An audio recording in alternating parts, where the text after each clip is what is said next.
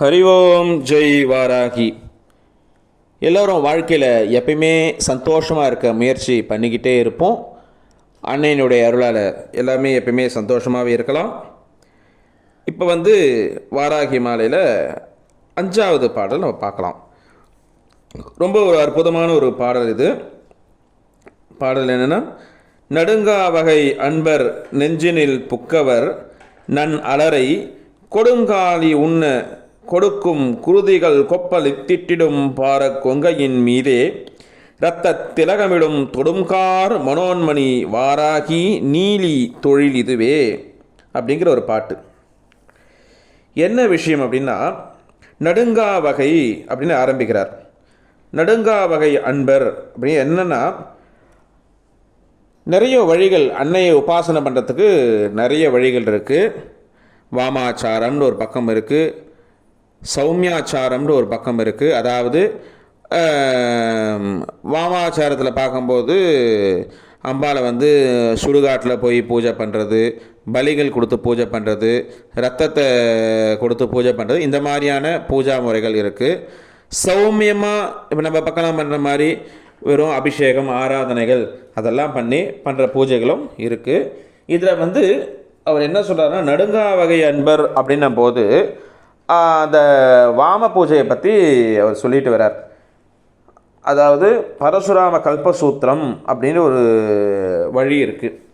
அதில் அந்த பூஜைகள்லாம் அது பண்ணுறதுக்கு ரொம்ப மனோபலம் ரொம்ப அதிகம் தேவை.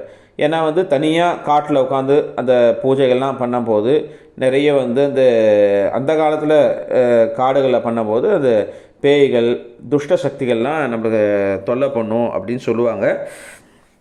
இப்போ காடே முதல்ல கிடையாது, அது வேறு விஷயம். அப்படி அந்த காட்டுக்குள்ளே பூஜை பண்ணும்போது அது பண்ணுறதுக்கு ரொம்ப மனோபலம் தேவை. அப்படி மனோபலத்தோடு இருக்கிறவங்க என்ன பண்ணுவாங்க, அந்த அன்னையை தவிர வேறு எந்த சிந்தனையும் அவங்களுக்கு இருக்காதான். அதுதான் அந்த அன்னையை தவிர வேறு எந்த சிந்தனையும் இல்லாதவங்களால தான் அந்த மாதிரியான பூஜைகளை பண்ண முடியும்.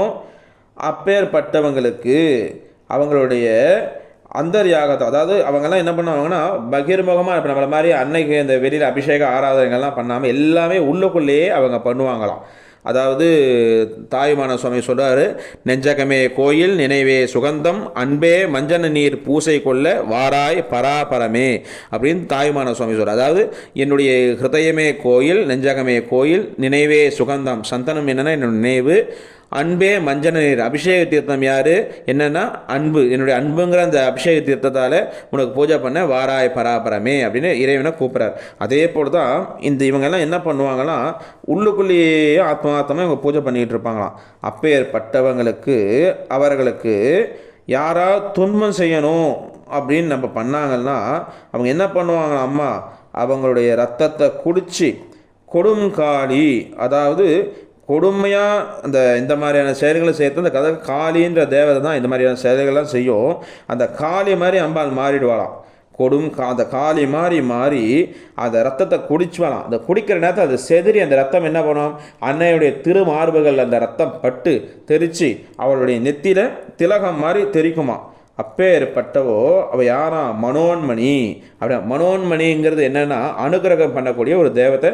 சதாசிவம்ன்ற அந்த சிவனுடைய அம்சத்தில் சதாசிவத்துக்கு திருப்பத்னியாக இருக்கிறவ தான் மனோன்மணின்னு பேர்.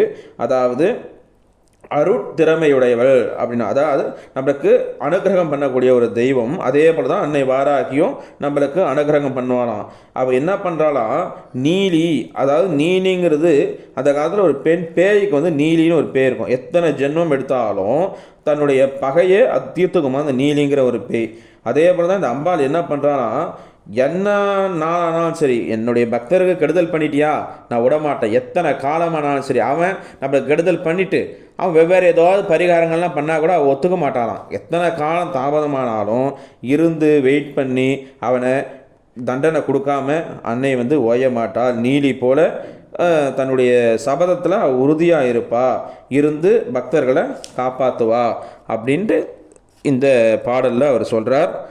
அதாவது மனோதிடத்தோட அன்னையே கதி அப்படின்னு இருக்கவங்களுக்கு அன்னை என்ன பண்ணுறாளாம், காளி மாதிரி அவளுடைய சத்துருக்களை அழித்து நீலி போல அந்த சத்துருக்களை அழிக்கிறதுல நேரம் தாமதம் ஆனால் கூட விடாமல் அவங்கள வந்து அழித்து நம்மளை வந்து காத்து ரட்சிப்பா அப்படின்ட்டு இந்த பாடலில் அவர் சொல்கிறார்.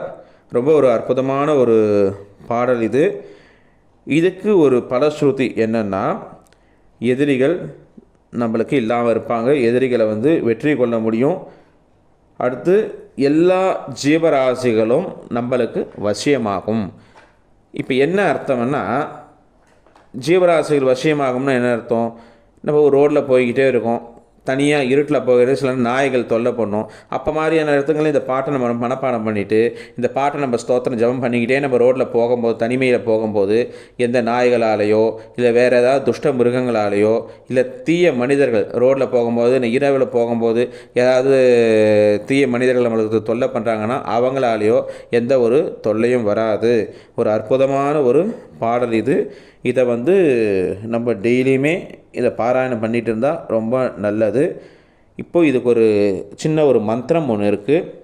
இது மந்திரம் வந்து முதல்ல குருமுகமாக இருந்து உபதேசம் பண்ணிட்டா ரொம்ப நல்லது. இல்லாத பட்சத்தில் இந்த பாட்டை மட்டும் பாராயணம் பண்ணிட்டு வரலாம்.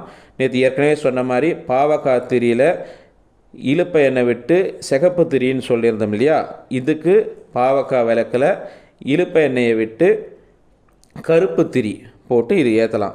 வேப்ப எண்ணெய் இல்லை இழுப்ப எண்ணெய் எதனால விட்டுட்டு கருப்பு திரி போட்டு ஏற்றி இந்த பாராயணத்தை நம்ம பாடலை பாராயணம் பண்ணும்போது வாழ்க்கையில் எதிரிகளுடைய தொல்லை இல்லாமல் அன்னை வாராகி நம்மளை காத்து ரட்சிப்பா. அன்னையுடைய அருளால் எல்லாருக்கும் எல்லா வளமும் நலமும் கிடைக்கும். அடுத்த பதிவில் அன்னையினுடைய அடுத்த பாடலை பார்க்கலாம். அது இன்னும் அற்புதமான ஒரு பாடல். அது அடுத்த பாடல் அது வந்து நம்மளுடைய நோய்களை விளக்கக்கூடிய ஒரு அற்புதமான ஒரு பாடல். அது அடுத்த பதிவில் பார்க்கலாம். வாழ்க்கையில் எல்லாருக்கும் எல்லா வளமும் நலமும் அன்னை நல்கட்டுன்ட்டு பிரார்த்தனை பண்ணிக்கிறேன்.